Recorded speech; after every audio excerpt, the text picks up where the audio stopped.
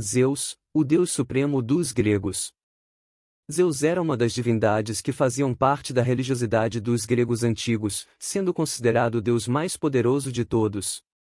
Residia no Monte Olimpo, regendo o universo e controlando os céus.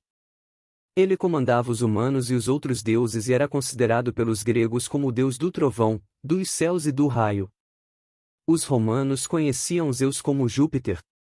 Como era o deus dos céus, Zeus tinha o poder de controlar o clima, podendo usá-lo em benefício ou em prejuízo dos seres humanos.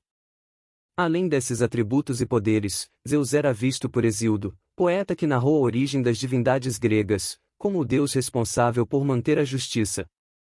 Historiadores contemporâneos, no entanto, afirmam que o conceito de justiça de Zeus era influenciado por sua própria vontade. Zeus, assim como diversos outros deuses gregos, podia receber epítetos que ressaltavam qualidades específicas. Essas alcunhas eram adotadas em determinados locais, como templos religiosos. Dentre seus vários epítetos, podemos destacar: Zeus Agoreu, evidenciava-o como bom para os negócios e como responsável por punir os comerciantes desonestos. Zeus Órquio, distinguia-o como uma divindade que protegia os juramentos e que punia aqueles que não os cumprissem. Zeus era conhecido por punir severamente as pessoas que cruzavam o seu caminho e que cometiam ações que ele considerava incorretas. Um exemplo disso está na punição que ele decretou aos titãs que lhe combateram na Titanomaquia. Os titãs foram aprisionados pela eternidade no Tártaro, um dos domínios do submundo. A mitologia grega está repleta de exemplos dessas punições. Ele podia ser o causador de conflitos entre os deuses e entre os seres humanos, mas também era conhecido como uma divindade que podia intervir e resolver desentendimentos. Um dos mitos mais famosos narra a ação de Zeus para intermediar um acordo entre Hades e Deméter por conta de Perséfone. Zeus era filho de Cronos, um titã que rege o universo. Cronos era filho de Gaia, personificação da terra na mitologia grega.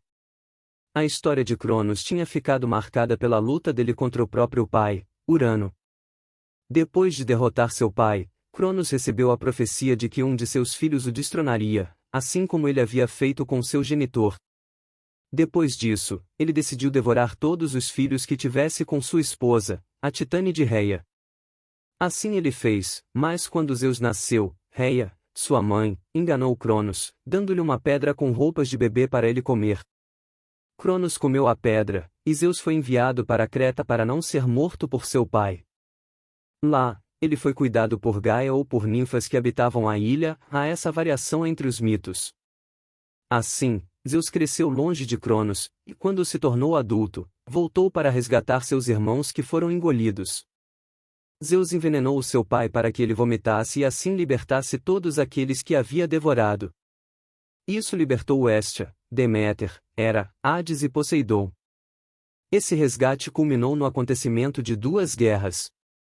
Titanomaquia, uma guerra entre os deuses e os titãs. Como vimos, os titãs foram derrotados e presos por Zeus no Tártaro.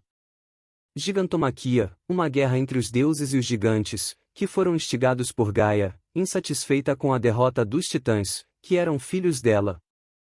Os deuses venceram novamente.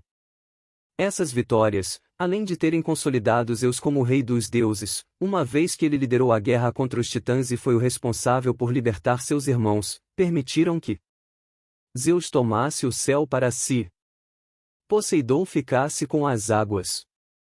Hades comandasse o submundo.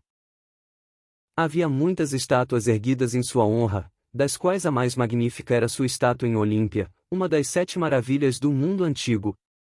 Originalmente, os Jogos Olímpicos eram realizados em sua honra.